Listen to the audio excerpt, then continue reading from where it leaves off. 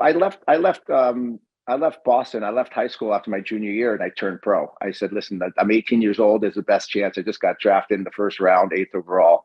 So I said, listen, school's not for me. Let's just turn pro at 18. I'm 158 pounds and I go into the Chicago, literally soaking wet, 158 pounds. And I have a really good camp and made the team. And the first 4 games, when you're 18 years old, 158 pounds coming out of high school, that's a big jump. And the first four games, I didn't have a point.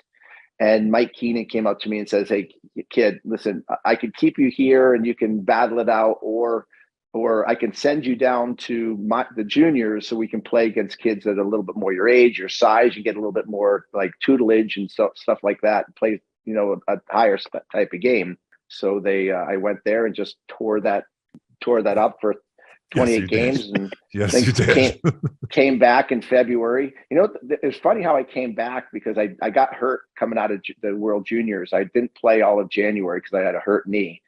And the Chicago Blackhawks had an emergency recall situation. They can only call up a junior if there was too many men hurt, and they couldn't bring up some guys from the minors because they didn't have enough players.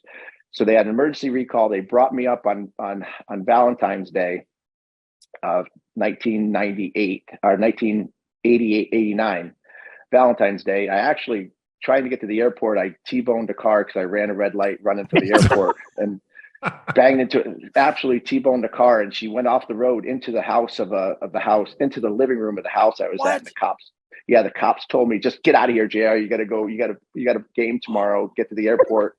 Never heard anything. That's Canada for you, right? That's Canada. Never heard about it again.